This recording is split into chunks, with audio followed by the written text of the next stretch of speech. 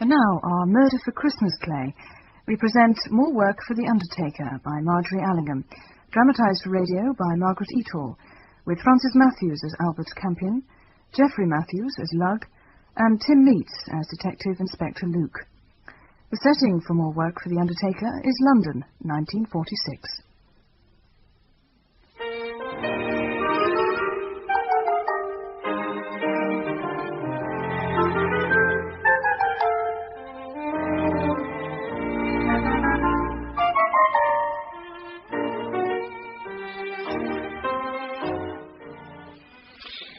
Lugg, put out my tails, will you? Going it a bit, aren't we, now we're back from the wars? Yeah. Who's the lucky party this time? Just do it, Lugg. All right, Cock, keep your hair on. My, we are short today. Did you have a nice time with Mr. Oakston? Oh, very pleasant. We sat in the park. Oh, very healthful. Yeah, very. We watched a charming old lady in a motoring veil and 6 different dresses and grass in her shoes received 6pence for a passing do-gooder. Apparently a daily occurrence. A simple mendicant. Blimey. Don't they give Oaksy boy anything to do at the yard now he runs the place? Ah, the sister of the lady in the park died recently. What's that got to do with us? Well, she may have been helped on her way. Poisoned. Oh, yeah? Yes, Oates has put Superintendent Yeo onto it, and Yeo wants me to make a few discreet inquiries. Oh, was he there too? Chief Busybody's get-together, was it? Thought he was giving all that up and going to be respectable, a government island. Oh, I've got my advert written out. Got your what? My advert. Gentleman's gentleman seeks interesting employment. Remarkable references. Title preferred. I see. Yeah, well, that's about it. I can't come with you, Cock. I don't want to see myself an international incident. Yeah. But can't you oblige the Chief Justice once? No, I fear not, no. But it is interesting. It's the Palinode family are relics of a gracious past. They're odd and brainy, but not the sort who get poisoned. Well, could happen to anybody. Yes, well, they'll know soon enough. They're digging the poor sister up again, Miss Ruth Palinode. Yeah, it tickles your fancy, doesn't it? Can't resist it. As a matter of fact, Renee Roper has asked me to go and stay for a bit. Well, that nice old stage lady? How does she fit in? Well, she apparently now owns the house where all the Palinode tribe live. Well, those are the left, anyway. So she's naturally very concerned. Yeah, what a coincidence. Must be a omen. No, 2 crows don't make a summons, Lugg. You need 3 for that. Move your arm. What's the time? I've got to ring Lord Doddaway before 5. Oh, so it's final then. You're going to accept? Yes, I am. Yeah, better tell the lady wife then. Lady Amanda rang up and asked, but I said I didn't know. What's this? Courtesy, sympathy, comfort in transit. Jazz Bowels and Son, the Practical Undertakers, 12 Apron Street, West 3. Apron Street is where the Palinodes live. That is a private letter, that is. Oh, well, go on, read it if you'd like. To Mr. Magus Fontaine Lugg, Esquire, care of A. Campion, Esquire, 12A Bottle Street, Piccadilly, Westmont. Dear Magus, if Beatty was alive, which she is not, more's the pity, she would be writing this instead of me and the boy. We was wondering this dinner time. Can you get your governor to give us a bit of a hand in this Palinode kick-up, which you may have read of in the papers? Exhumations, as we call them in the trade, are not very nice and bad for business.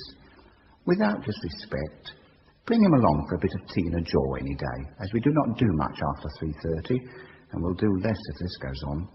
Remembering you very kindly and all forgotten. All forgotten, I hope. Yours truly, Jazz Bowles. Amazing cheek, isn't it? Yes. Yeah, he's a horrible man. Seems to know you pretty well. He's my brother-in-law. Married my only sister. The poor worm shover. I see. Yeah, during the war, that was the first war, I mean. Haven't spoken to him for 30 years. Come my little trip inside, he behaved as though I took him with me. Sent back me wedding present to be. And I wrote him clean off me slate. Now he pops up out of the past and asks a favour when I couldn't help him if I could bring myself to it. Is this a put-up job? Some remarks I do not, Yes, when exactly did this arrive? 10 minutes ago, late post. No need to get excited. What's jazz to you, anyway? The 3rd crow, it seems.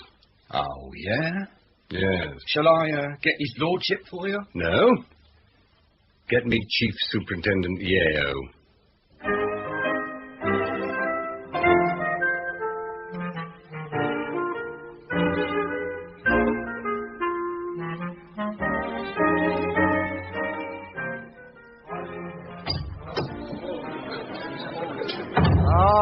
Mr. Campion? Yeah.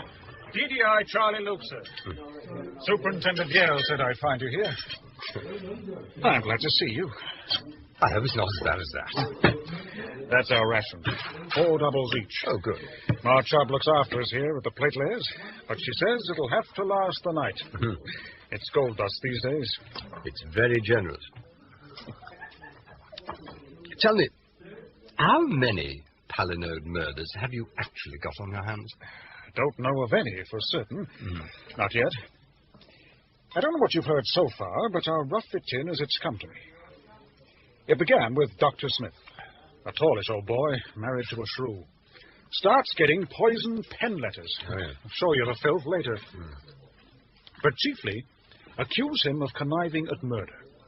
Old lady called Ruth Palinode, murdered, buried, no questions asked. Doc to blame. Doc gets wind up slowly. Feels patients may be getting the same letters. I'm called in. Now we go to Apron Street. That's the Palinode house, is it? Not yet. Street important. Narrow little way. Old Brotherhood Chapel, now the Thespis Rep Theatre. Highbrow, harmless, one end. Portminster Lodge, the Palinode house, the other. The district's gone down like a drunk in 30 years, and the Palinodes with it. Now, a dear old variety gal turned lodging housekeeper owns their house. Mortgage fell in. She inherited. Her own place got blitzed. So she moved over with some of her old boarders and took the Palinode family in her stride. Well, Mr. Rope is an old acquaintance of mine. She did me a very good turn back in 36, when I was having a bit of bother with some ballet stars. Did she, though? Then you can tell me something. Could she have written the letters? Well, I don't know sufficiently well to say. I should have guessed she was the last person in the world not to have signed her name. Oh, so should I. I love her. We're going on the halls, we are. But you never know, do you? Anyone else? Who might have written them? About 500. Any one of the doc's patients. I'll drink up, sir. And I'll give you the smell of the street. Lots of small shops. Family businesses. Have known the Palinodes forever. On good terms with Renee. One of them's a chemist. Oh, what an emporium. Great jars of coloured water in the window. Dozens of little drawers of muck. Smell of old lady's bedroom enough to knock you back. And old Pa Wilde in the middle of it looking like Auntie's ruin with his dyed hair and little black tie. When old Joey and Pantaloon Bowels dug up Miss Ruth Palinode, I must say I started thinking about Pa Wilde. I don't mean he administered whatever it was, but I bet it came from there. When do you expect the analyst report? Midnight. If it's something that could only have been criminally administered, we wake up the Undertakers and dig up the brother right away. Well, that's the eldest brother, I take it. Yes. Edward Palinode, age 67 at the time of his decease 7 months ago. So, what is after the chemist? Opposite the chemist, Pa Wilde, there's only that old blighter Bowels. The bank, the entrance to the Mews, which goes down to Barrow Road, and the worst pub in the world, the Footman. Portminster Lodge is on the corner, same side as the chemist's. Enormous. Basement kitchen where Renee entertains her chums. Palinodes as boarders, and 1 or 2 others. Old variety turn called Clary Grace, just out of the RAF. And a Captain Seton. Oh, look through there. He's in the bar now, having his weekly half-pint. Oh, yeah. Socially party over in the corner. Quite the dandy, is he? Yes. Lives on next to nothing, but keeps up appearances. He was Renee's pet boarder in her other house, so she brought him with her. He's one of the better rooms now. I think in a funny way he's enjoying all this. Bit of excitement, you see. Why don't you want to talk about the Palinodes, Inspector? Can't. Why? Don't understand them. How do you mean? Just that. I don't understand what they say. Long words? Not particularly. But when I read the verbatim reports, I keep sending for the stenographer to see if he's got the words right. He doesn't know either. I see. There's 3 of them left, I can tell you that. Mr. Lawrence, Miss Evadne, and the baby, Miss Jessica. She's the girl with the concertina stockings who gets presents in the park. She does crosswords in Latin. I've seen them. They're not balmy, any of them. God knows why anyone should kill them. I gather you're moving in, sir. At once, I thought. I brought a bag with me. Renee's passing me off as her nephew. It's good news to me.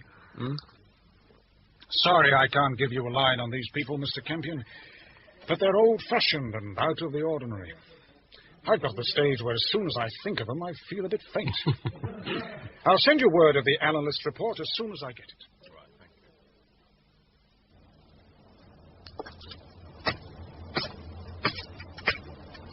Oh,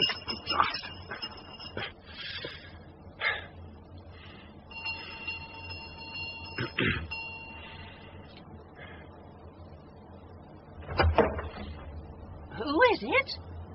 Oh, it's you, Ducky. Yeah. Oh, come in, do. right. There. Oh, this is good of you. I appreciate it, and I shan't forget it. Oh. Now, how's your mother? Nicely? As well as can be expected, Aunt Renee. Oh, but I know well. We mustn't grumble. Now, come along to the kitchen, dear. Clary, I don't think you've met my nephew, Albert. He's the one from Bury, the knobby side of the family, dear. He's a lawyer, and one does so need one at a time like this. I'm glad to be here, Auntie. Pleased to meet you. My name's Grace, Clarence Grace. Oh. I don't suppose you've heard of it. Now, sit down, Ducky. I expect you're hungry, and I'll find you something. Oh, thank you, Auntie. I've already eaten. Oh, are you sure? Oh, yes, absolutely. I had something on the train. Oh, well, that's a mercy anyway. Have a drop of clary stout then, dear, while I get on with your bed. It's quite a nice room, and no one's died in it. In my time, at any rate, so you needn't be nervous. Have some beer? Oh, thank you. You know, Renee's been a pal of mine ever since I was a nipper. And somehow, I can't see you being her nephew. I should have heard of you before. I must have. She's one of the very best, Renee is. Your old man wasn't really her brother, was he? Only in a manner of speaking. Oh, that's rich. That's wizzo. I shall use that. You're a laugh, you are. You're going to cheer us up. Here, keep up your strength. They can't get at the bottle stuff. Who? The family. The Pally-Allies upstairs. Roll me over. You don't think Renee or I, or even Captain Excuse My Glove, have been going in for chemistry, do you? We're all right. We've known each other for donkey's years. It's the Pally-Allies, that's certain. But they can't get at the beer. Check the seals myself. I should hardly think you were all in much danger of indiscriminate poisoning. I mean, it's not as if any further attempt has been made. My dear old boy, you're a lawyer. You don't see the situation in a human light. Of course we're all in danger. There's a killer about, isn't there? Besides, what about the brother, the first one? He died, didn't he, last March? The police will be having him up next. They're all in it together. That's my theory. Well, I realise they're eccentric. Eccentric? Oh, good Lord, no. They're all number 8 hats and very quite. Their old man was a sort of genius, a professor. Letters after his name. Old Miss Ruth wasn't up to the family standard.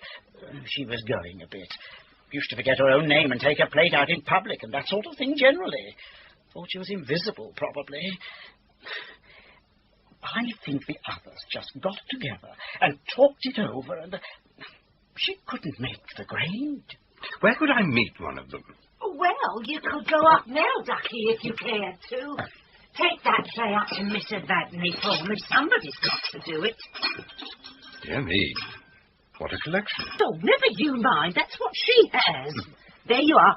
First floor, third door on the left. Right. Clary, you can do Mr. Lawrence tonight. Take him a kettle and he can mix it himself.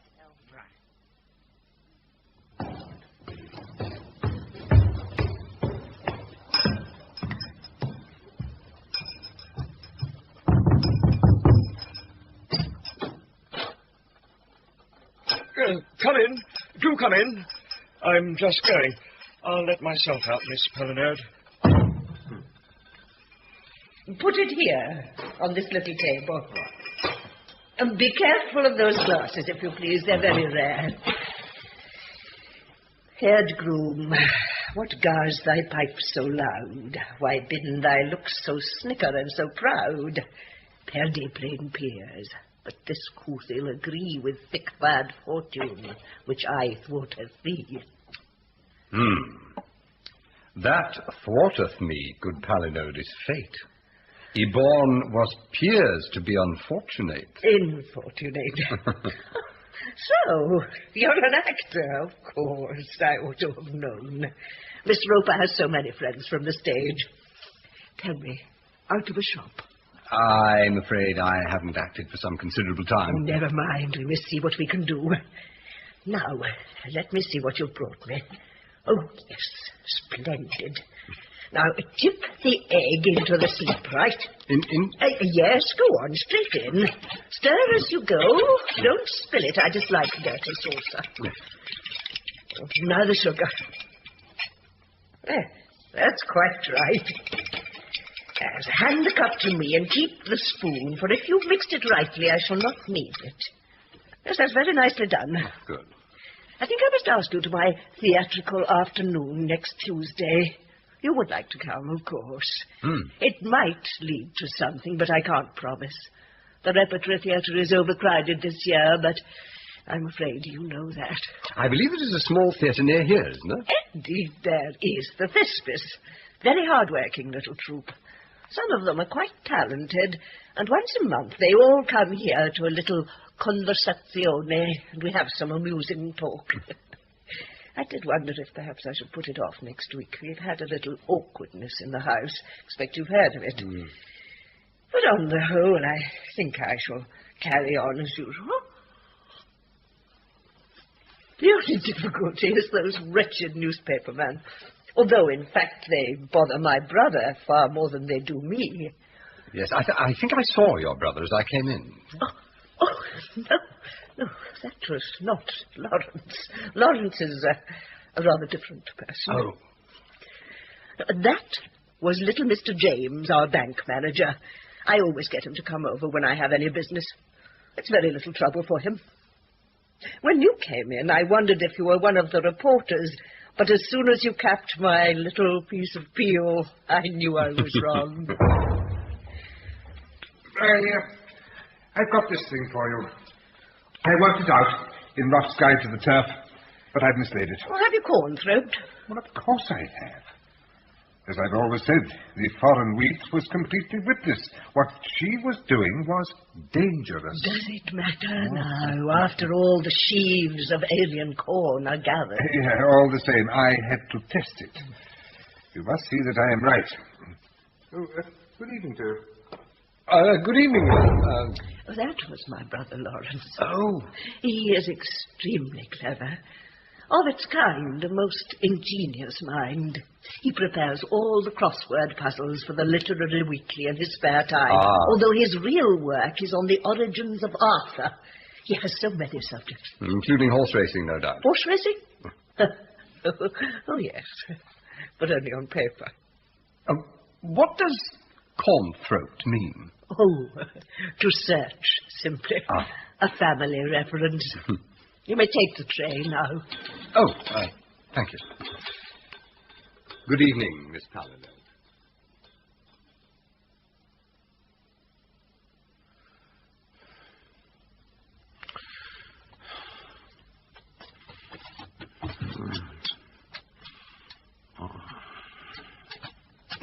What?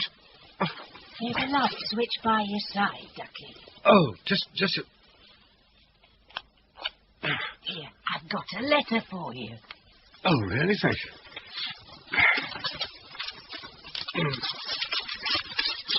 Oh. Dear sir, Ruth Palinode deceased. Analyst's report to hand, 30 hours this morning. Organs contain 2/3 grain hyacinth in available material, indicating much larger dose. Probably administered in form hyacinth hydrobromide, but no evidence to show if taken subcutaneously or by mouth. Normal medicinal dose, 1/100th to 1/50th grain. Re Edward von Creighton, Palinode, deceased. Propose to have up, pronto. Belvedere Cemetery, Willswich, 4 a.m. approximately. Cordial invitation extended, no offence taken if you cut it. C. Luke DDI. Well, now what's this for? Steady my nerves. Must I? Oh, the whiskey's all right. Take my dying oath it is. I've had it under lock and key. Did the policeman wake you? Oh. I'm so sorry. There was no great urgency. No, I was about, you know. Well, I got used to pottering around at night during the war. The air raid wardens were always popping in. I want to talk to you, Mr. Campion. Yes. First of all, I want just to tell you this. I'm absolutely on the level with you. I'm more than grateful to you, and you really can trust me. I shan't keep anything back, and I mean that, see? What's on your conscience, Auntie? Well, there's one little thing that's been going on for a long time, and I feel I ought to mention it, dear, just so that you don't go rooting it out and being surprised. Hello? I do beg your pardons. Oh. I was passing the door and thought the room was unoccupied. My attention was caught by the shaft of light. Oh, go along with you. You smelt it. Come along. There's a tooth glass over there. Bring it here. Here. There. This is Captain Seton, Albert. Oh, hello. Now, it's quite a good thing you've come, because you can tell Mr. Campion exactly how it was that Miss Ruth was taken ill. I didn't kill the lady. On the contrary, I did what I could. I found her in the hall about 12:30. There she was, crimson in the face, and shouting out what sounded like a lot of figures. But she couldn't articulate properly, so I knew she was ill, not just mad. Well, the doctor told me ages ago her blood pressure nearly broke his instrument. Got her to her room, sat her in the only chair free of books, and covered her over, and went for the Sawbones next door. He was just off to officiate at a birth of some sort, and said he'd come back when he could. I came back and took another look at her, and she seemed to have gone to sleep. That's right, dear. When I looked in about 2, she was breathing rather heavily, but I thought we'd better leave her till the doctor came. When was that? Nearly 3. Uh-huh. And she was dead by then. He said he had thrombosis. He was expecting it. I couldn't blame him. Yet someone did. Oh, people will talk. Any sudden death makes a lot of stink. At any rate, I did not kill the vulgar trollop. I had words with her, I admit it, and I still feel I was within my rights. But once and for all, I did not kill her! Oh, shush, don't wake the house, dear. Good night. Many thanks. Good night. Go there, silly old fool. Now all that'll have to come out, I suppose. It's only because of the room. Old people are like children, they get jealous. I gave him a nice room when we came here, and Ruth always wanted it. She said she'd had it as a child, and when she found she couldn't get any change out of me, she had to go at him. That's all there was to it, really. I'm not lying, Ducky. No, it was too footling to mention. Was that the awful secret you were going to uncover? What? Me and the Captain? Yes. My dear, we've lived in the same house for nearly 30 years. You don't want a detective to find out any secret there. You want a time machine. No. No, I was going to tell you about the coffin cupboard. I beg your pardon? Well, of course it may not be coffins. Well, I've never seen inside.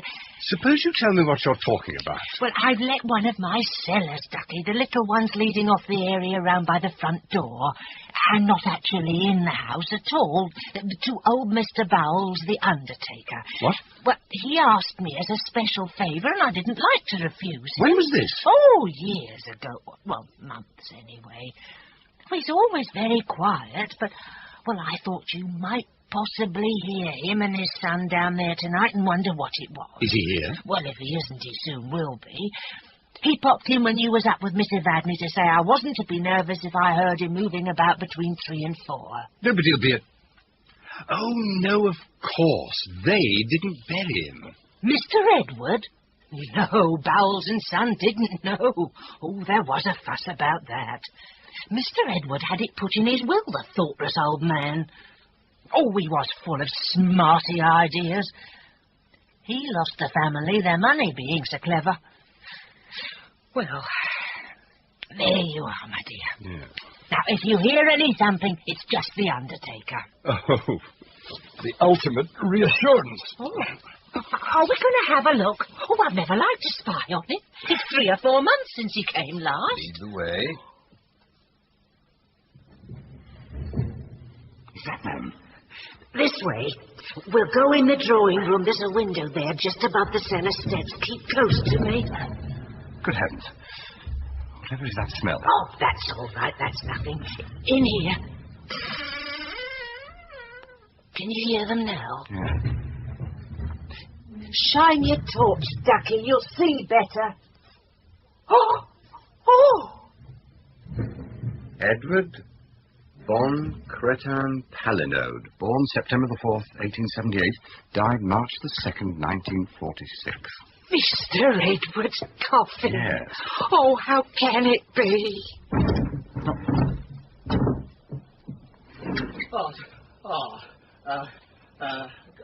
Good evening, sir. We did not disturb you, I hope. Oh, think nothing of it. Wait there a moment. I want a word with you. What are you doing? Stock taking? Not exactly, sir, not exactly, although there are likenesses. It is Mr. Campion I'm addressing, isn't it? That's right. I'm Jazz Bowels, at your service any time of the night or day, and this is my son, Rowley boy. Here, Dad. I'm just taking this casket across. We hire the cellar, you see, sir, and I've had the casket in there a month or so while we was full up over the road. Now I thought, what with one thing and another, the police and that, I'd better get her back home. She looks a very fine affair. Oh, she is, sir, a very special job, one of our deluxe types. A casket like that would be a credit to anybody. Yet the man whose address is on the label had other views? You saw it, sir. Yeah. I'm caught and I may as well admit it. He saw your nameplate, Rowley boy. He's very fly, is Mr. Campion. I ought to have known that from all I've heard from your Uncle Maggers. Yes.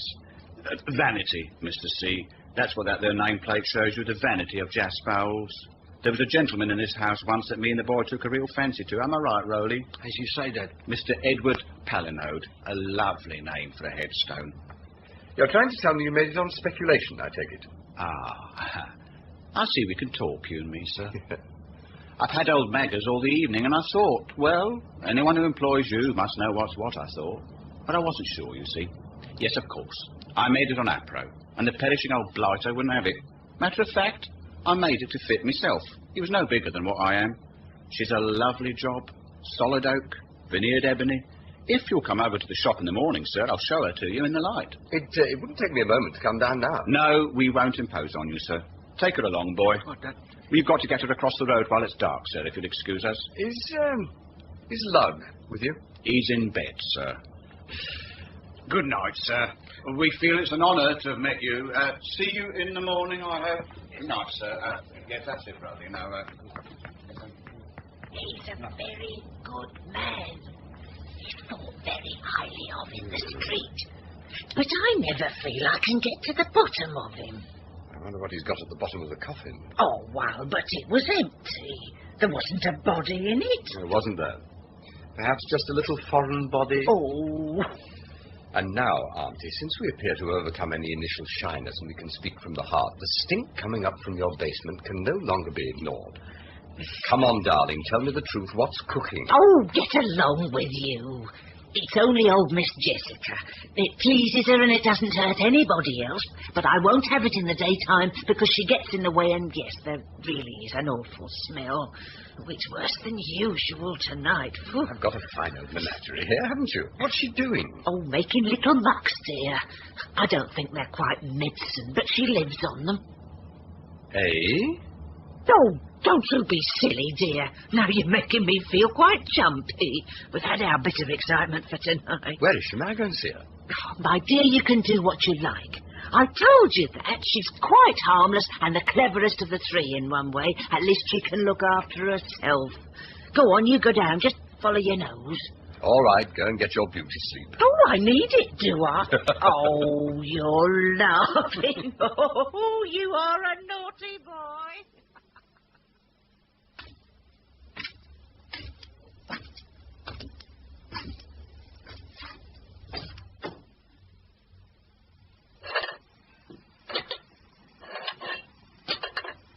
Oh, who are you?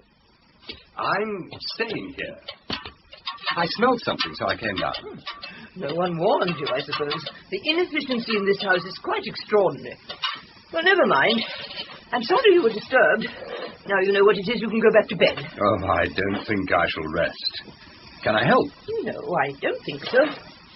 It's not very difficult, and as a recreation I find it amusing even. People make a drudgery of feeding themselves. That's very ridiculous. I make it a relaxation, and I get on very well. I see you do. You're very alert. That doesn't suggest improper food. That's very true. Now, would you like a nice cup of nettle tea? It's quite as nice as yerba mate and very good for one as well. Well, thank you. Good. I don't quite understand, though. What are you doing? Cooking. It may seem peculiar to you that I have to do it in the middle of the night in my own home, but there's an excellent explanation for that. Have you heard of a man called Herbert Boone? No. There you are, you see. Hardly anybody has. He wrote a book called How to Live on 1 and 6. Now, this was written in 1917, of course, nearly 30 years ago. Since then, the index figure has risen by approximately 40%, so we must translate that as roughly 2 and a penny. Still sounds miraculous, doesn't it? It does indeed. Do you do it? Live on 2 and a penny? Yes. Oh, I do, nearly. I'll lend you the book. It answers such a lot of people's problems. I should think it might. Dear me, yes. Now, what's in there, may I ask?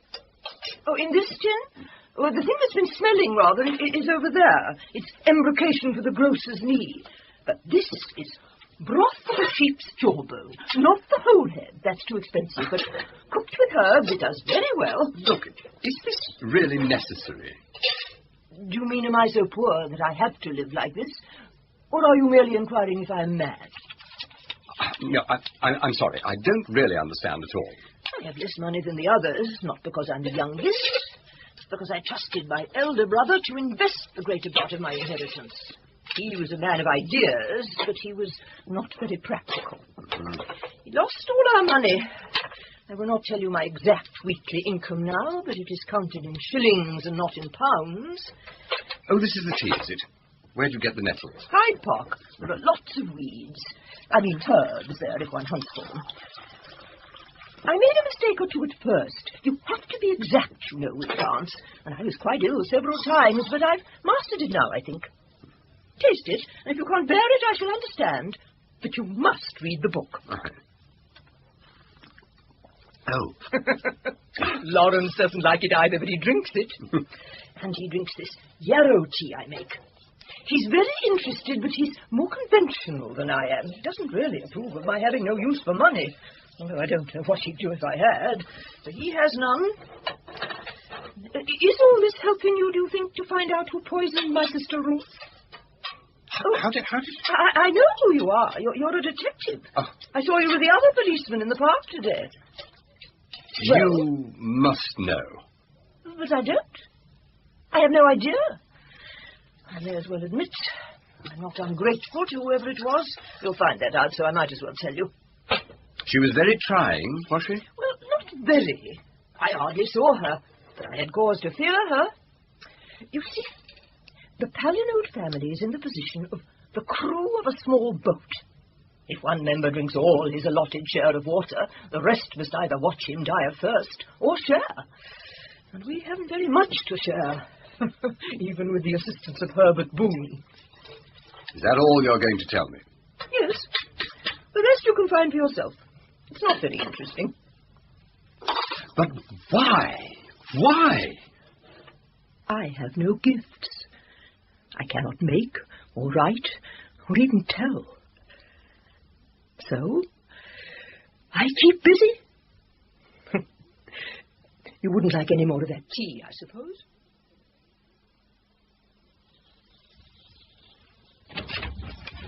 Morning, sir. What? Oh, morning, Luke. Renee sent you tea, so I begged a cup for myself. Oh, thanks very much. Officially, I'm interviewing her lawyer nephew. I don't suppose that tail's going to wear, but I suppose we may as well stick to it as long as we can. Yes. Miss Jessica spotted me as a sleuth. She saw me with Oates and Yeo in the park. Did she? Oh, they're not balmy, any of them. Now then, sir, what are the chances of Parwile the chemist having a basin full of hyoscine hydrobromide in his locker? Oh, small. No, my impression is that it's rarely used in medicine. Of course, it earned its reputation as a poison when Crippen tried it on Belle Elmore. Well, what is it? Henbane, I think. Really? What, the weed? Yes, I think so. It's very common. Grows everywhere. Damn it, you could find it in the park. Yes, I suppose you could. But then you'd have to make the muck. I'd better try the dock. And then I must tackle the bank manager. I saw him briefly last night. He'd been to see Miss Evadne. Neat little soul. That's him. Mr. Henry James. Why does that name sound familiar? Refuses to talk about clients' finances unless subpoenaed. Miss Ruth was spending too much before she was killed. I've got that far. Of course, Yeo says money is the only respectable motive for murder. Well, none of these old dears has got any. They pay Renee peanuts, just 2 or 3 quid a week. And Jessica only pays £5 bob. What? 5 shillings. Well, she won't eat a thing except her own boiled muck. I don't know how Renee does it, but she's got money. A lot of money. I hope she's not in something with Jas Bowles. That would destroy my faith in women, that would. Oh, no, I hardly think so, no. I mean, would she have dragged me down in the middle of the night to catch him if she were? That's right. Well, shall we see the bank manager? I'd like to get there about 10 o'clock. Oh, right. Oh, by the way, this came over the blower last night. Housebreaker called Geoffrey is in Charlesfield Prison Infirmary. Delirious. Well, what on earth is that? Keeps whispering Apron Street. Don't send me up Apron Street. When he's lucid, he says he's never heard of the place. Do I take it he's frightened? Seems so. But there's a note at the end. Physician reports sweating and deep agitation. Just like old Bowels last night. He was sweating, too. Look, I'll get up. Dear me, this is very awkward. I told you, Inspector, the bank can give no information whatever, save under subpoena. And I hope to goodness it isn't going to come to that. I really do. Could you consider forgetting the bank for a moment? You know the Palinode family in a private capacity, don't you? Yes, I suppose I do. We'll avoid the subject of money, then. Any good? We'll have to. What do you want to know? It's only routine. Miss Ruth Palinode was murdered. Is that official? Yes, but don't publish it before the inquest is resumed and over. We're the police, you know. You want to know how well I knew her and when I last saw her. Is that it? Well, I've known her since I was a boy, and I last saw her one morning in the week she died. I've been trying to remember which, and I think it was the morning before the day she was taken ill. She came in here. On business? Yes. She had an account here? Not at that time. Then her account had been recently closed. How can I answer that? Gone. Now, let's get back to when you were a child. Where did you live then? Here. In this house? Oh, yes. There are living quarters over these offices. My father was the manager at that time. In due course, I went into the head office in the city, and finally, when my father died, I came here as manager. We're not a large concern as banks go, and we specialize in personal service. Most of our clients have been with us for generations. Are there many other branches? 5 only. The head office is in Buttermarket. I expect you remember the Palinode family in its great days. Oh, I do. 35 years ago, before the Great War, this whole street was lined with carriages. The whole district used to revolve round the Palinodes. It was a great time, and they were very great people. The furs in church, the diamonds when Mrs. Palinode went to the theatre, the Christmas parties for those of us who were lucky enough to attend. But when I came back and found them as they are now, it was a shock, a genuine shock. They're still very charming people. Oh, yes. One still feels a duty to them. But, my dear sir, then... Perhaps Edward Palinode was not the businessman his father was? No. Miss Jessica tells me that her weekly income is measured in shillings. Miss Jessica? I cannot discuss that. No, of course not. When you saw Miss Ruth last, the day before she died, she was quite well then, was she? Oh, on the contrary. I thought she might be very ill. She was excitable, very overbearing and extravagant in her demands. In fact, when I heard next day... Yes, I'm certain it was the next day that she'd had a stroke. I wasn't at all surprised. So you accepted the diagnosis without question? I did, I'm afraid, absolutely. I said, well, I'm not astonished. There's one weight off the shoulders of those poor people. I should never have seen you, I knew it. There's a person to see the inspector. We don't want him in the front office, Mr. James. I sent him out again. It's a detective. He wants you with the Muse, sir. Very well. Congreve, when did Miss Ruth Palinode last call on us? The day before she died, was it not? No. It was the same day. No.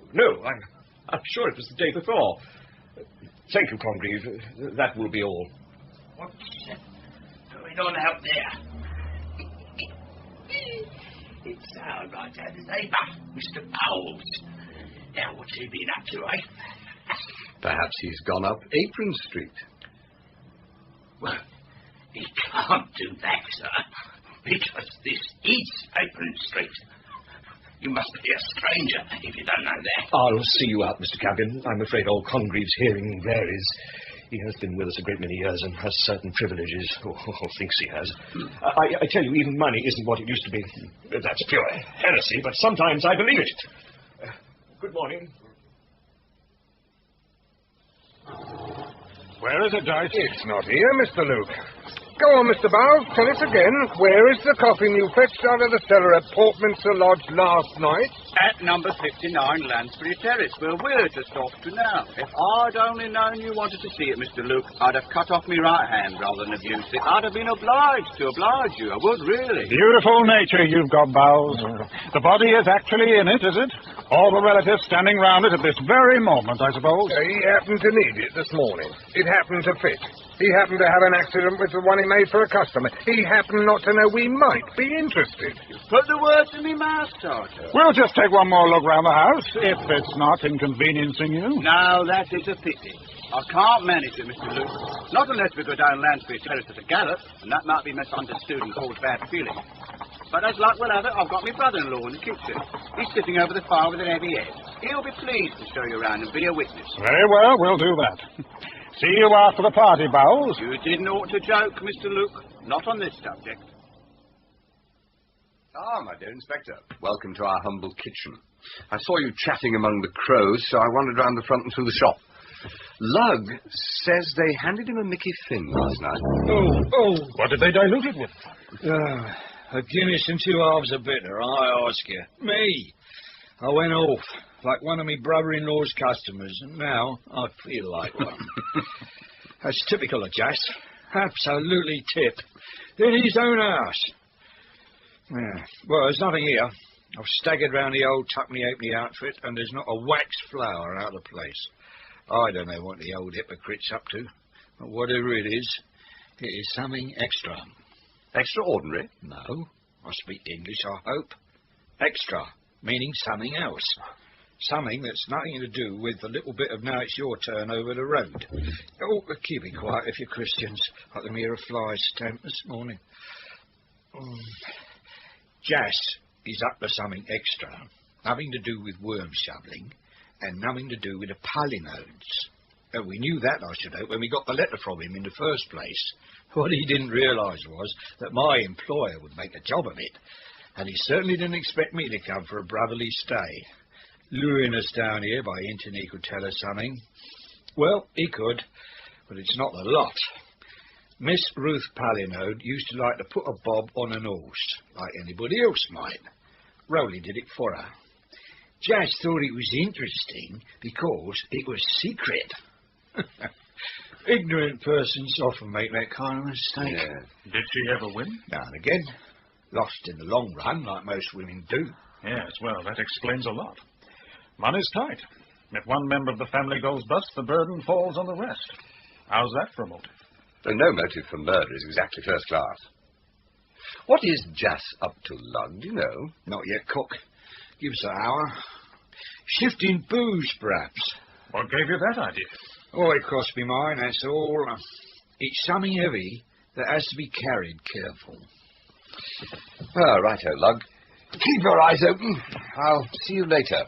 Perhaps you could join me for a spot of meatloaf in the plate layers. About 12:30? Right, good.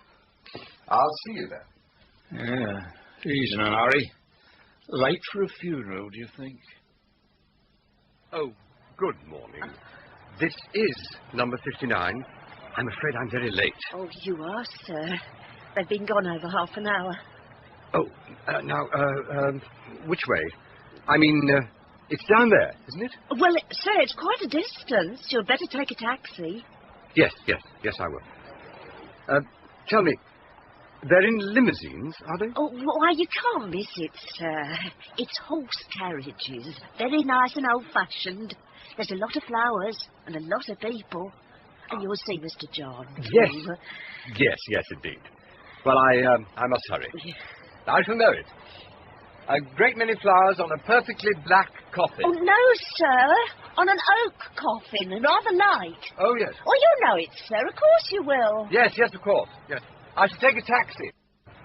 Thank you. Feeling a bit better after your orgy? Very funny, I'm sure. It shouldn't have happened to a dog. And there's something else funny, too. I was just... Sorry I'm a bit late, sir. We're short-handed, what with that Greek street shooting. We've got a general call-out for the gunman, but no sign of him. Did you see who's in the bar? Clary Grace. Thick as thieves with that old blop lip from the back. Congreve? They make an unlikely pair. Don't they? A lot of relationships around here are a bit unusual, if you ask me. Yeah, like the one in the chemist's. Are wild? Yeah, it's a rum shop. And the old corpse behind the counter, he's not ordinary. And then, there she was. What are you talking about? That's right. Behave like an official. Don't listen and then ask. They missed something on that there island you was going to govern. I am telling you. I went into the chemist for a pickup after my unhappy accident last night. And as I was talking to old Paragonic, in she come. Bella Musgrave. Her as used to batten on the bereaved at funerals. Oh. He give her a look, and she give him one. And then she went in the back. Sure. Yeah, it was her, all right. Same black veil, same gentle eyes, full of hypocrisy. An extraordinary thing.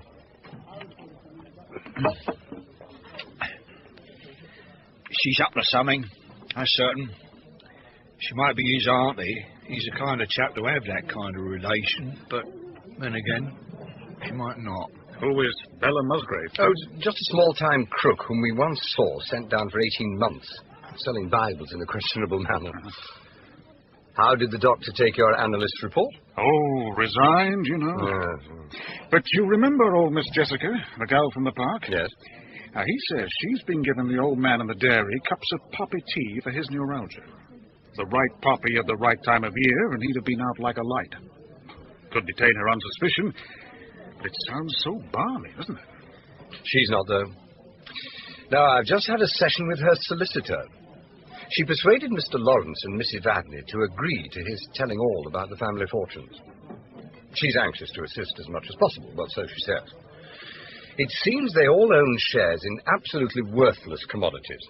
Mr. Edward apparently had a genius for unsuccessful speculation. Nothing came up.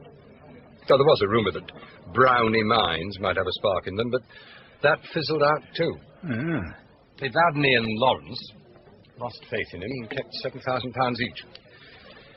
Jessica went on longer. Edward died, worth just £75 in cash, and £100,000 in various shares, nominal value only. They've all willed their worthless shares to their friends, just to show that they would have done something for them if they'd been able to. It's true. Yes, Miss Ruth appears to have had a spiteful streak. She left her parcel of Brownie Mine shares to the captain to pay him back for pinching her room. Not worth anything, I suppose. Ah, a motive, you think? No, I'm afraid not. Anyway, there's no reason to think that he knew in advance he was going to get them. Not much light there, is there? No, but I think I'll drop a line to Superintendent Yeo. He may be able to shed a little. Oh, by the way, friend Jas has been caught out. Yeah? Yes, the Lansbury Terrace affair was a perfectly respectable oak coffin, not Mr. Edwards' resplendent ebony. The old perisher. We'll get him, never you fear.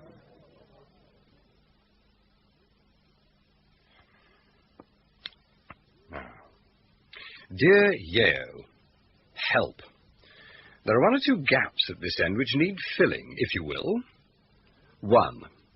Known associates of Geoffrey's housebreaker, currently in Charleswood Infirmary.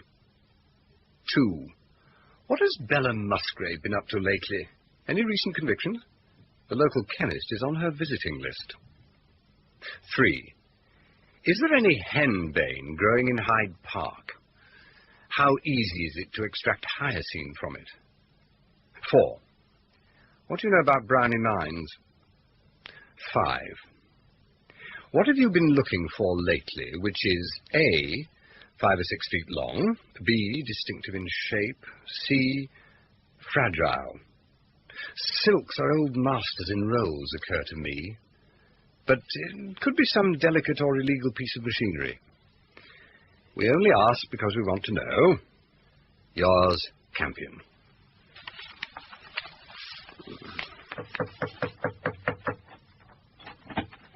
Ah, there you are. Ah, Lugg, good. You can take this to the post. Not now, Cot. You're wanted at the chemist's. Mr. Luke sent me. Why, what's up? Can't tell you. My lips are sealed. Come on, if you're coming. Mrs. Tornet. What have you done? Upset the armour lesson? I ought to be shot. Struth, I could do it myself. Look at this little lot. Who is it? Pa Wilde, the chemist. I wasn't even questioning him, really. I'd hardly begun. I met Lugg outside the Thespis, and he told me he'd seen a van drive up here at about 4 and take a packing case on board. That's right. It was heavy, and Pa gave him a hand. 2 men got up in front of the van, and Bella Musgrave, in her funeral clothes, hopped in her back. Didn't get a chance of a chat. They were off in double-quick time, but I got the number. What shape was the packing case? Long and thin. I didn't see it close to. Ah. So, what did you say to Pa Wilde, Luke, to drive him over the edge? I just asked about his girlfriend, and he went all coy. So I said, "Come off it, Pa. She's just left here with her box. What's Morning Musgrave done? Taken her little black bag and left you for Jas Bowles?" He began to shake. "Just a minute, Mr. Luke," he said. Went behind the counter, made a noise like a pheasant, and went down among the bottles. I can't believe it was necessary. The hyoscine may have come from here, but I never suspected him of administering it. He was a silly, vain old chap, not the size for anything big. Perhaps it wasn't so much what he'd done as what he knew. Did you recognize either of the 2 men in the van, Lugg? One of them was a perfect stranger that I know, but the other one looked like the ghost of Peter George Jennlfer. Reunion. That's what it is, Cock. Who's Jennlfer? Ah, well, the Fuller gang was before your time, I fancy. Late 20s. Remarkably unchoosy. Jennlfer was the 3rd in command. Hired malefactor. Them's the judge's words, not mine. Anyway, God, they'd all been upstairs. A room with nothing in it but 2 hard chairs facing each other. An armchair what Jas had sat in. Must have been him. Great fat dent in the cushion. And a smell of them little whiffsy smokes. Oh, he'd been there, and I'd take my oath on it. 2 chairs, eh? Yeah. Very suggestive. The question is, what does he put in it? Eh? Put in what? The box which rests on the chair.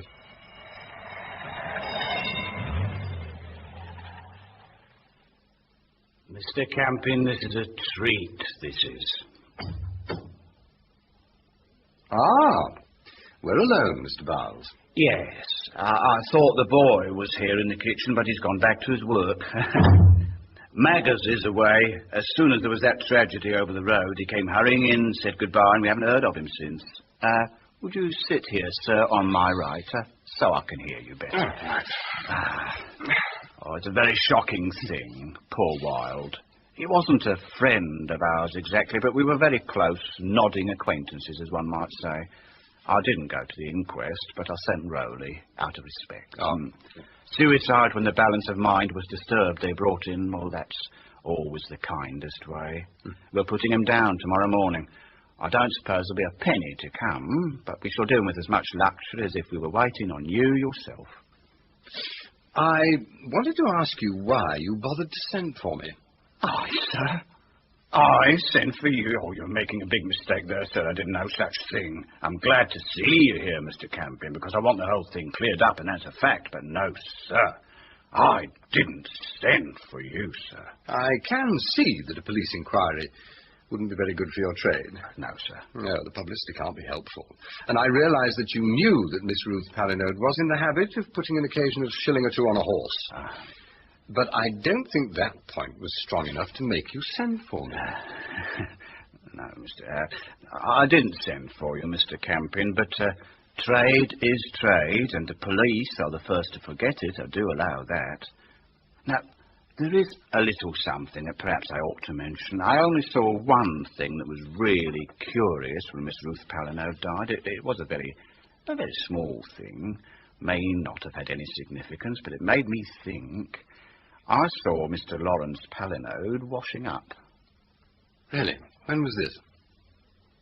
Tea time. Nearly 5. Miss Roper sent Mr. Grace over. I went up alone, all quiet and respectful, for we do tread as light as we can. I hesitated in the doorway, and there he was, washing up. Mr. Lawrence Palinode? Yes, sir. In Miss Ruth's bedroom? Yes. There was the dead lady covered with a sheet, and there was her brother, cool but nervous, if I make myself plain, with every immortal cup or glass or spoon the room contained out on the old-fashioned washstand. He was dipping the last one into the jug as I came in. It was quite open. Is that all? The whole truth, sir. I thought it was significant. Have you told anybody else? No one. Well, it's some time ago, and it's only my word against his, isn't it? Could I offer you a glass of anything? Mr. Luke says I drink embalming fluid. That's only his idea of fun. No, thank you. I'm just going. Must you? Oh, let me show you out, sir. It's been an honour to have you in our humble home, Mr. Campion.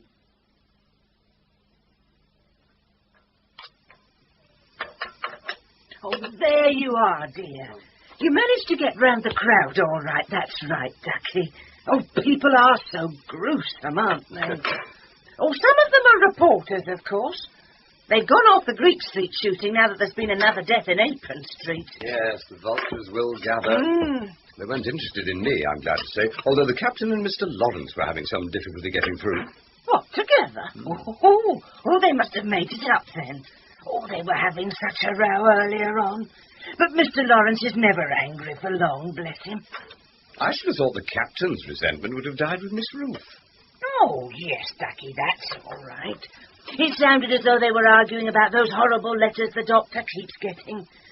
Oh, everybody seems so scratchy nowadays. And Clary's angry with me, too. He says I give the family more than they pay for. Well, what if I do? I can afford it.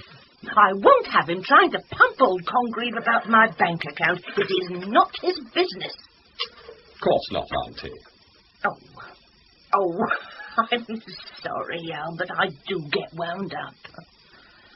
I think I know why you do it. I was looking at Professor Palinode's portrait in the dining room this morning. Oh, were you, dear? Well, don't be too clever, will you? I should like. Oh, well, by the way, you've got a visitor. Now, he seems quite anxious not to meet anyone, so I put him in your room. Name of Glossop, I think he said. Glossop? Well, the only Glossop I know is the financial advisor to the Treasury. Oh, la-di-da. I've only met him once or twice. Well, I don't know, Ducky, I'm sure. You'd better go up and see, hadn't you? But don't be late for supper now. All right, Auntie, I'll be good. Thank you so much. I'm so unpractical with electrical things. Yeah. You must come to my theatrical conversazione tomorrow, just after 6. Don't be late. I get too tired to talk rather soon. Oh, you're out a lot. Ah, Sir William. I hope you've not been waiting long. Extraordinary woman. Seemed to take me for an actor. Oh, really? Made me mend an electric kettle. Yes. Well, she's good at getting people to do things for her. Is she your murderess?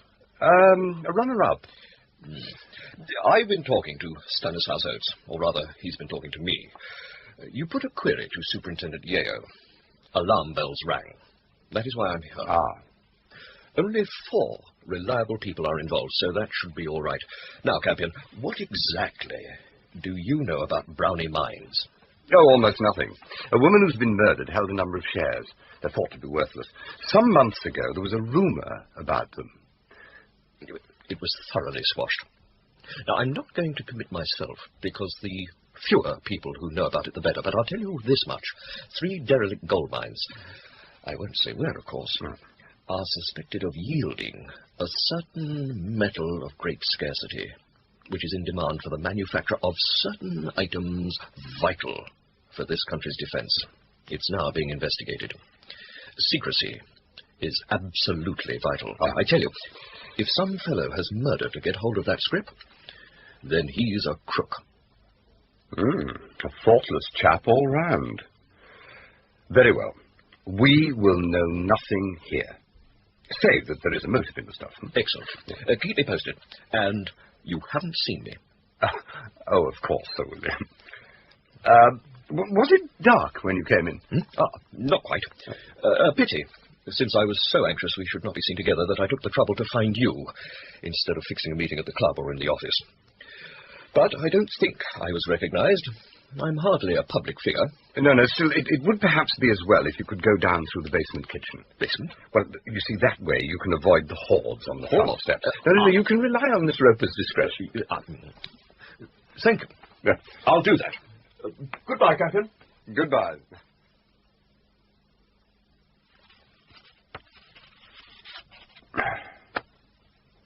Dear Amanda, I expect you to receive my other letter by now. I don't know how much longer I shall be away. We're still largely in the dark, though I have great confidence in Charlie Luke. It's rather like working with a human dynamo. He's very young for the job, but he will go far, I'm certain. He never lets go, you see, the best quality for a detective to have. My best love to Sexton Blake Jr., and to you as always, Albert. It's only beer. Ah, Luke. What's a country? You drink pretty, I'll have the bottle. Oh, what a day. No go with Edward. Looks like natural causes. Greener's been reported in France. He's one of the Greek Street pair. The other one has vanished into thin air. I've got a couple of chaps going over par wild stock. Nothing there so far. Oh, and the docks had another poisoned letter. Oh? You can read it. Here. Oh, thank you. Oh, dear. You, blank, etc., etc. Oh, well, you could have spared him that. Blank, dear me. Glass tells all, don't forget. Burning hell? Quite a little viper, isn't she? It is she, I suppose? Oh, yes, no doubt about it. We've had the shrinks on it. Well, what it all seems to boil down to is, yes, here we are. The brother is the one who's being clever. He's got what she left to the captain, who is a poor fool. Fascinating if true. How come? Because Miss Ruth's legacy to the captain, whom she disliked, was 8,000 preference negotiable shares in a deadly secret. Sit down and listen to me break a confidence. And then I think we must have a word with Lawrence. Forensic medicine, toxicology, mental abnormality and crime. Good Lord, quite a library. Lawrence Palinode becomes more interesting. Chase me. Palinode feeder again, look. What? All by itself on the mantelpiece. Envelope as well. Addressed to Lawrence? Yes. Postmarked yesterday. Very, worse and worse. She must be mad. Seems to want to insist, though. You have robbed a fool. We didn't go over this room when we interviewed him before. No. I may as well admit I didn't understand a quarter of what he said last time. He takes me to the fair every time he opens his mouth. But why hasn't he reported this? Looks damn funny to me. Well, you can ask him now. Did you seek permission to come in here? See, you have a letter of mine. May I have it? Do you mean you wrote it? I? In moments of aberration, I suppose. It's an interesting theory, but hardly tenable. I have seen another like it addressed to the doctor. It is the same handwriting. It's a woman, you know. Well, probably you don't find that as shattering as I do. Are all these library books? Most of them. I wished to read up on the subject when I read the first anonymous letter. You see, someone on the inside must have written them. She knows so much about us. What made you so sure your sister Ruth had committed suicide? You are remarkably well informed. You washed up every cup and glass, you see. Had it been only one, we might have been forgiven for arriving at a different conclusion. The Undertaker saw me, I suppose. Ruth was extravagant and had mortgaged her little income, ambitiosa pauperate. Evadne and I taxed her with it. She went to bed very upset and died the next day. When it occurred to me that she must have poisoned herself, I rinsed the vessels in her room because, I suppose, I didn't want anyone else to pick up anything dangerous by mistake. Where did you get the poison? That really is something for you to find out. The sedge is withered. I know nothing of any details. Ruth had a faulty mathematical streak. She had an absurd system, you know. I worked it out afterwards and found it completely unsound. Why do you think someone inside the house wrote the letters? Anyone could have told tales to a friend in the meat queue. It must be someone sympathetic to the captain.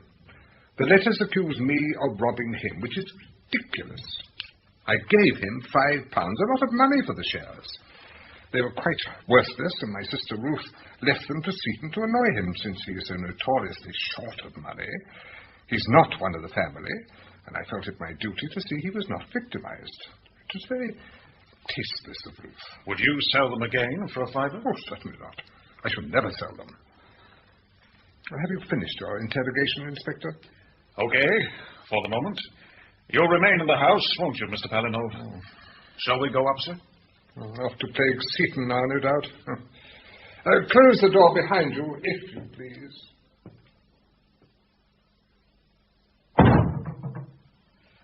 It's no use. The captain's had it. Oh. Must have drunk the whole bottle. One way of avoiding questioning. You'll have to sleep it off before we get a peep out of him. Here's a letter to you from the super. Ah, good. And a pile of memos for me.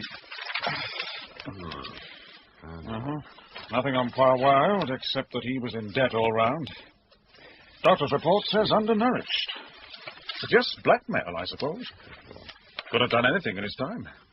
He was a chemist, wasn't he? Well, Yeo says Bella Musgrave hadn't stepped over the edge for years. Lucky Geoffrey's died without saying any more. And an amateur couldn't make Hyacinth from Henbane. My chaps have turned over Bowels' shop and found not a thing out of place, except that he was sweating profusely.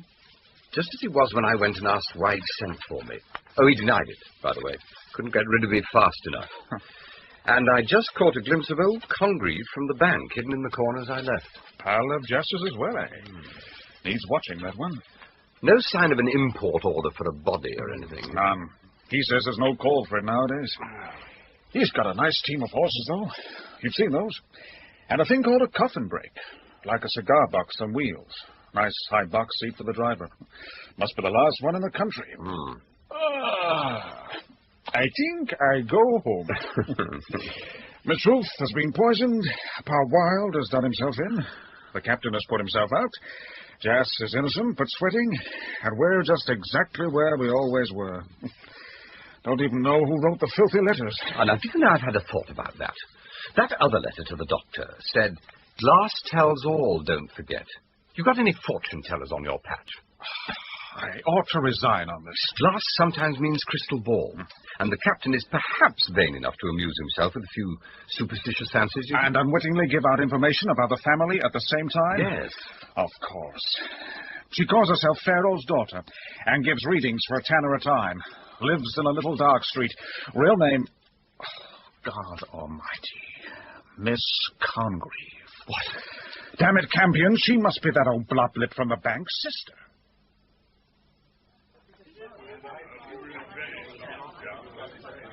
I say, footlights, very pretty. Candles, courtesy of Renee.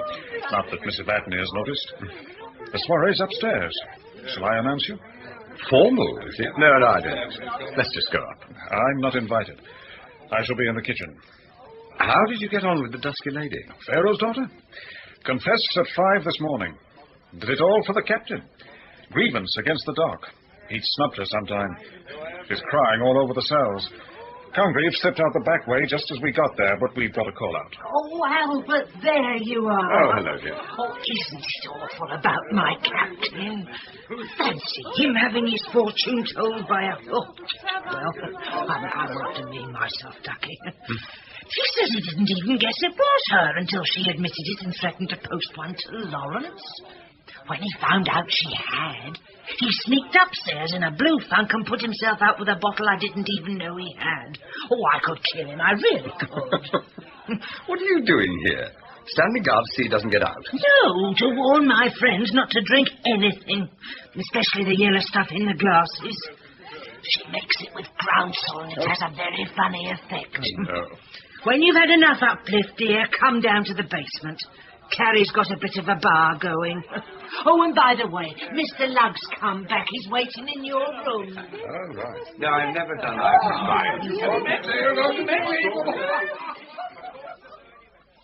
Hello. Care for a baked meat? What are you doing exactly? Helping cock. I come round looking for you, and the old girl with a voice like a beak persuaded me to hand around. Funny mutt I'm pushing out, but I've took a fancy to her. Miss Evadne? The elder Miss P, yes. A lovely woman. Did you find out anything? No, not a lot. Apron Street used to be a joke until about a year ago, and now no one mentions it anymore. Only bloke I could hear of who actually said he was going up Apron Street was a finger called Ed Geddy, and he ain't been seen since. Geddy? Oh, the girl in the kiosk murder, Geddy? That's the one. Got clean away. Anything else? I looked up Peter George Jelf and his little lorry. Looks quite respectable. Got a two-man haulage business in Fletcherstown. Ah, Piercey Resistance I've kept till last. The coffin's back. What? Started you, eh? Did me. I peeked through Jazzy's shed window, and there it was, packed flat. Do you mean it had hinges? Might have had, didn't see. It was the right one, all right. Black as a piano, and as much gold on it as a commissionaire's trousers. Well, let's get back to the blowout. Now make up your mind what you're going to add. A cup of yerba mat or a small nettle pot. No. Yes, there's a ration of something else as well. Smells as if it come out with the flowers in the hall. There's not a lot of call for that. Good evening, Mr. Campion. Nice to see you. Oh, good evening, Doctor. Nice party. Yes. Is your colleague about? No, I don't think he... Oh, it's you. Oh. Isn't this wonderful? I put a profit on the grocer's fee and it's done him good. The doctor admits it, don't you, Doctor? Oh, well, Excuse me. No, that's very little grace.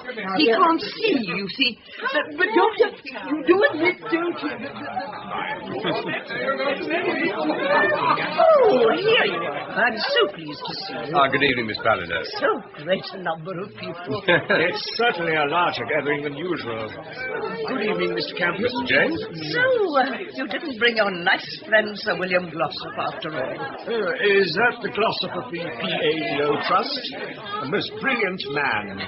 Was he here? Oh, excuse me. Oh, yes. He was waiting for this clever man and did me a little service.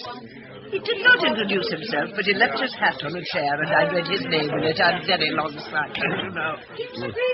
Adrian, are you thinking of reciting for us? I thought that was to be a treat for next time. I do hope so, for I really must not stay today. A most enjoyable evening, Miss Palinode. Good night. Good night. Good night. Oh, don't let that put you off, Adrian. Hardly a mind. The wanted cock. What? Something's happened to Mr. Lawrence. Miss Roper says he's died.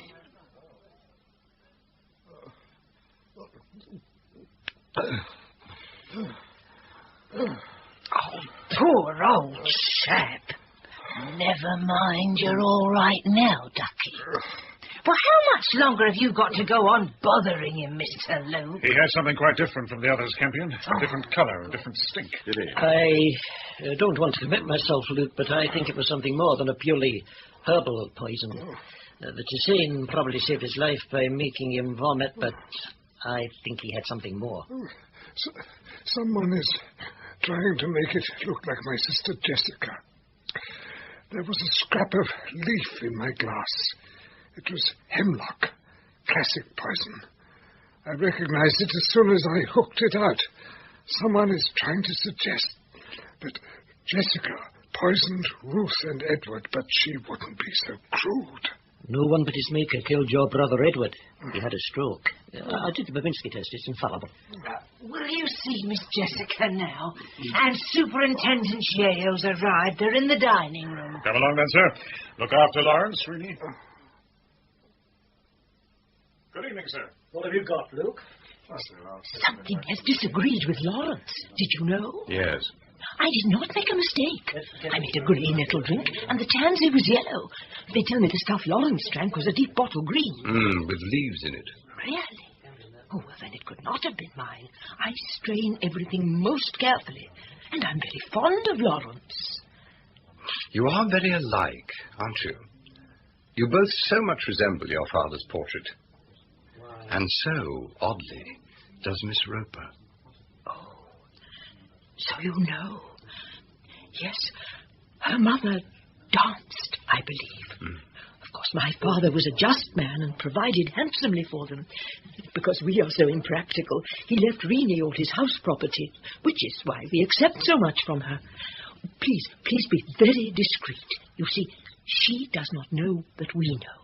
That way there is no embarrassment on either side. Oh, Inspector! Is that the glass Lawrence drank from? Do be very careful with it. It is one of Evadne's sherries. She has only 2 left. They are old Bristol. Ah, I saw them in her room the first night I came. She must have been entertaining Mr. James in the time-honoured manner. Oh, yes, we always give the bank manager a glass of sherry. Always? Yes. And does the bank reciprocate when you go there? Invariably. Lord, what fools! Luke, come on. Yes, Captain. You too, Yeo. Captain? I hope your net hasn't any holes in it.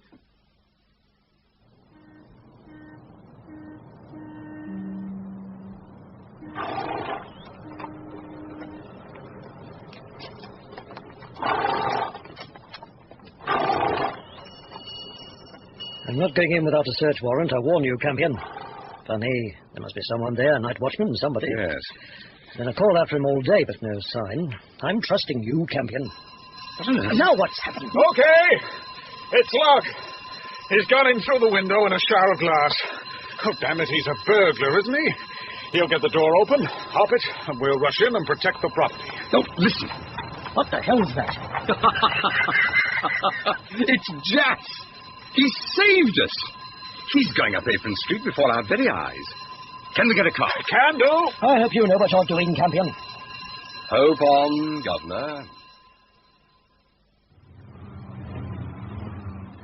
Car Q23 calling all cars. Chief Inspector Luke.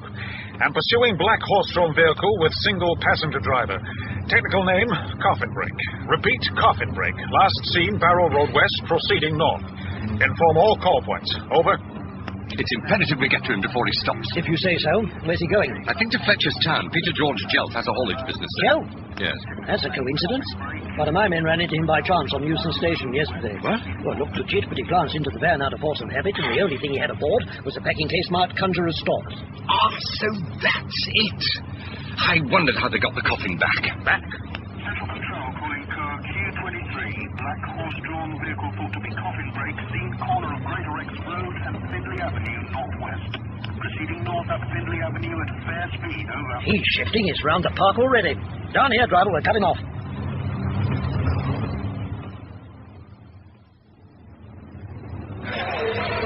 Damn it, we've lost him. I'd have sworn he had to come this way. Let me out. He won't risk going on. He'll unload. He'll get away with it. Central Control calling car Q23. Message for Chief Inspector Luke. Attention, Joseph Congreve, 51B, Terry Street West. Found dangerously ill following murderous attack. Locked in cupboard, upstairs room, Apron Street branch, Class Bank, over. Apron Street. He's in Apron Street. What in hell are we doing here? Listen. Quick! Block the road!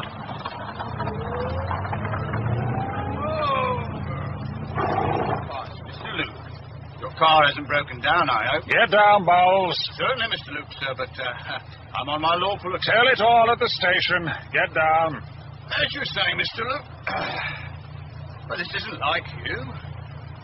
Can any of you gentlemen drive? The mare's not quite like a motor. Don't worry about that. I'll bring your horse myself. Get in the car. Very good, sir.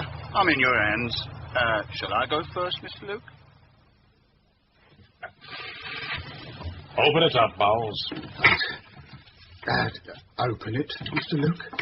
I'd hardly expected this, sir. Get on with it. Got a screwdriver? Of course. Very well. Stand back, gentlemen, if you please. The gentleman died of a bad trouble. There's no need for you to run any risk. We are used to it, of course. There you are, sir. Hope you're satisfied. It's not really very nice. Wait. Died, I think you said? Good Lord. What a rig. Doped, but still alive. Oh, yes, they were all alive, of course. That was the object of the exercise. Greener, your Greek Street bird was the one before this. What is it, an escape outfit? Yes, rather a good one. Awfully well done. Courtesy, sympathy, comfort in transit, in fact. They go to Ireland like this with a mourner laid on to weep them through the customs. Bella Musgrave, no less. Albie? Who is doing it all? Him? No. That's the boss in the coffin. A genius in his way, but hopeless of murder. How he managed to kill Miss Ruth successfully, I really don't know. Campion, there's no way to give evidence. What's the first thing, man? Sorry, sir. His name is Henry James. He's the manager of the Apron Street branch of Clusfact. Well, that's more like it. Now we're getting somewhere. What have you got to say for yourself, Bowles? It was done out of kindness. Put that down in writing and never let it be forgot. Hunted animals. That's how I saw them. And that's how I saw him in the finish. You couldn't understand him because you don't know Apron Street. It was changing and he wouldn't have it. He tried to stop the clock. I sympathise with that, but he didn't ought to have turned to murder. Couldn't bring myself to believe it of him, not at first. Yet you did, you know.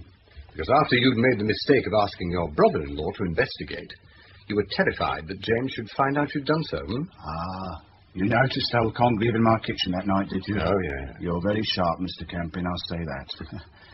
He came round nosing and asking funny questions. And I wasn't sure if he was doing it for James or not, so I wasn't going to speak in front of him, though, in fact, James never trusted him. Seems to have planned a cosy retirement if the contents of that thing are anything to go by. Is there anything else we want from Bowles at the moment, Campion? Well, there's always Ed Geddy. Geddy? Still the poor little girl who couldn't have blacked his eye for him. Did he get away in this conjuring cabinet too? Got away, but didn't quite arrive. It was Ed Geddy who gave Apron Street its bad name among the fraternity. Either the drug was too powerful, the coffin too tight, or the journey too long. Ed died at the box. In view of the line he took when he thought Luke was going to raise the subject, Pa Wilde must have dispensed the drug. It'll be a question of proof, sir, won't it? If it's true. Oh, well, I think that's about it. The only query is how James knew Miss Ruth's shares in Brownie Mines were going to be worth something after all. It's just one of those top-secret leaks in financial circles, I suppose. But she had told him she'd left them to him in her will, and he did have the opportunity to do her in almost daily, because every time the Palinodes saw their bank manager, at home or in his office, they drank a glass of sherry together. Get away. No, bank's done that for 50 years. Aha, except this one. Of course, I should have realised sooner. It was Lawrence's green sherry glass this evening that switched on the light. I didn't realise James had inherited the shares. No, he didn't. No, she'd already changed her will, so it was all for nothing. Oh? Except that he got Lawrence to buy them from the captain, hoping to take them over as security for a small personal loan. Well, that's my bet. And then he thought to clean up the whole thing by polishing off Lawrence and throwing the blame for both murders onto Jessica. But I don't know where he got the stuff from. I believe I can throw some light there, sir. Yes, Dice. We got it out of old Congreve in hospital. James didn't have to get the hyoscine. It was there, in the corner cupboard of his office, right beside the sherry and the glasses, in a sealed glass box marked poison. It had been there as a curiosity ever since the days of Crippen. Lots of people took a morbid interest about it at the time. Congreve had worked in the bank so long, he always knew about it and noticed when it wasn't there anymore and told his sister. When they read about Miss Ruth's symptoms, they put two and two together. They were proposing to blackmail James over it. Wasn't that cupboard ever cleared out? We've had 2 wars since Crippen was hanged. Cleaned, but not cleared, sir. It's like a drawing room piece when you get the door open, full of what you might call relics. The whole place is a bit like that. Yeah. We found all the relevant papers in an antique wine cooler in his bedroom. We shall trace all his associates. Excellent. Excellent. Very neatly wrapped up. I didn't think you were going to get out of this one, Campion. Your praise is our reward. And now, if you'll excuse me, it is past my bedtime. Good night, Luke. Call on me anytime. Oh, I will. Next time you'll get a wire, if not an escort. Good night, and thanks.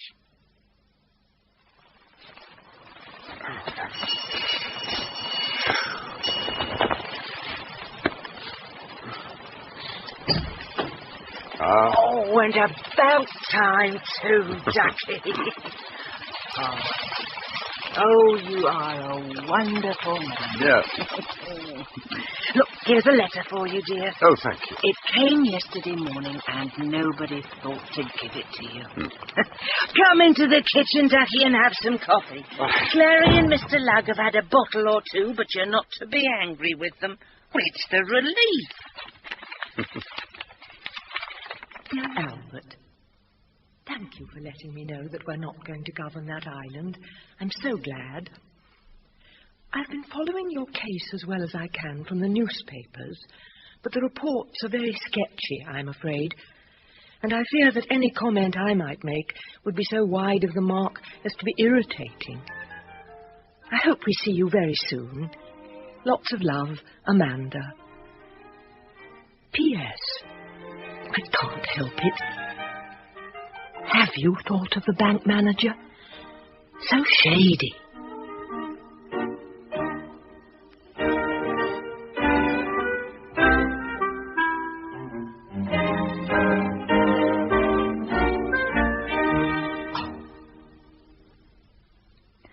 More work for The Undertaker was dramatised for radio by Margaret Etall, from the novel by Margery Allingham, with Francis Matthews as Albert Campion, Geoffrey Matthews as Lugg, and Tim Meats as Detective Inspector Luke. Others in the cast: Renee Roper, Jennlfer Piercey, Jas Bowels, George Parsons, Jessica Rachel Gurney, Evadne Sheila Grant, Lawrence and Dice Manning Wilson, James and Glossop Phillip Manikum, Clarence and Captain Seton Howard Goorney, Dr. Smith and Yow Paul Nicholson, and Congreve Stuart Organ. Other parts were played by James Good and Stuart Organ. The programme was directed in Bristol by Brian Miller.